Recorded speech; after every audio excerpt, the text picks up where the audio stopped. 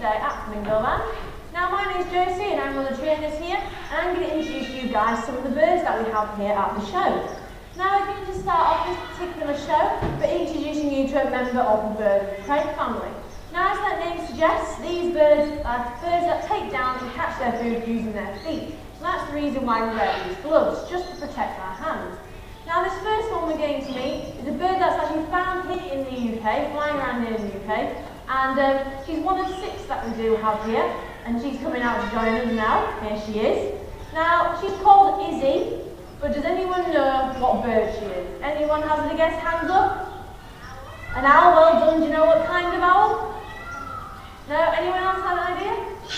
Barn owl, she is a barn owl. Now Izzy is one of 6 barn owls that we have here, one of the older animals as well. Now, she's actually 9 years of age now, and these birds are nocturnal, and you can tell that she is a nocturnal bird by looking simply at the colour of her eyes. Now, with owls, you can actually tell which time of day an owl hunts by looking at that colour. If you just look, you've got something. You've got a pot on them.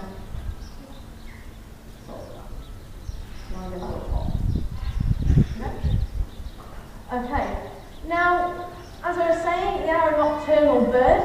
Now, these birds don't actually use their hearing more than their eyesight. Izzy, over here. And even though a barn owl's eyesight is particularly good when it comes to seeing in the dark, it's not as good as, say, a cat, so a domestic cat when they're out at night, or a predatory cat. They don't see as well as them, and obviously it's better than our eyesight though. Now, these birds have got a little heart-shaped face with feathers around their eyes and beak, and that little heart-shaped face acts a bit like a satellite dish to birds, so it actually captures and draws in sound. So when her prey is scurrying in the undergrowth, obviously trying to keep out of the sight or the hearing of the barn owl, they're trying to stay hidden because they don't want to get eaten, they have to listen for it. Now, that little heart-shaped face, just behind it, on either side of their head, obviously they've got ears, little holes inside their head. And with owls, their left ear is actually slightly higher up on their head than their right one. So it would look quite unusual on you and me if we had one ear higher than the other. But it gives these birds that fantastic hearing. Give her a shout. Off you go. And so that's how they use their hearing. So rather than using their eyesight to find their food, they actually rely more on their sense of hearing. Now, a unique trait with the owls is that they do in fact have a silent flight. So their wings and feathers don't make any sound in the air. So we'll do a quick demonstration of this. I'm going to be quiet for just a moment, and hopefully Izzy's focusing. We'll get a nice little flight out of her. So Izzy, are you ready? There we go, completely silent. Now if you've been sat there and you had your eyes closed, you wouldn't even know she'd moved. Now that's because what these birds feed on, things like mice and voles, they also have very good hearing.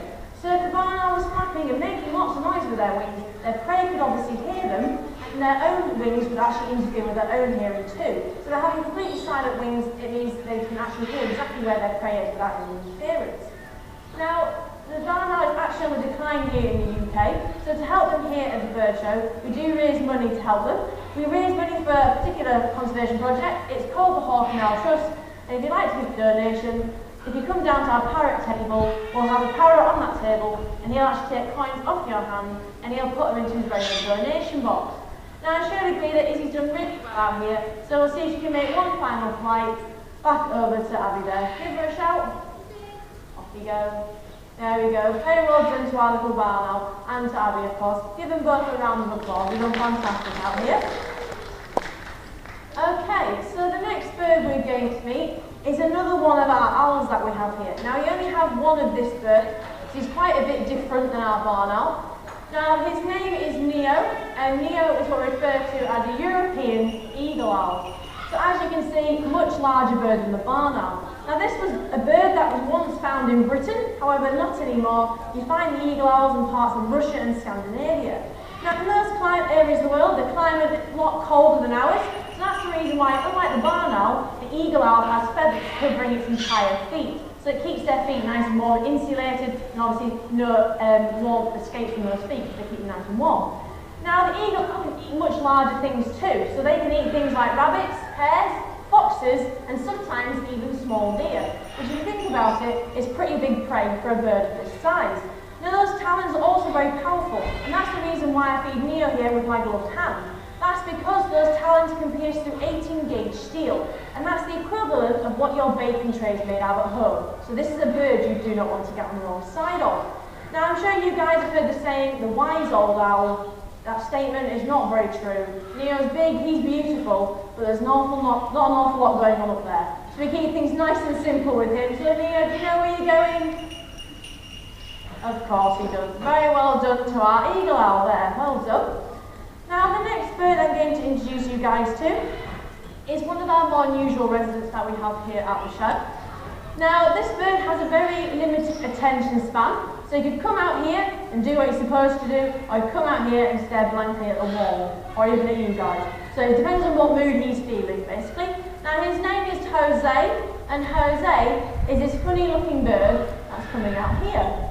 Now Jose is a Serema. There are two species, the black-legged and Jose, which is the red-legged Serema. He's sometimes called the crested Serema because obviously he's got those little cresta feathers on the very top of his head.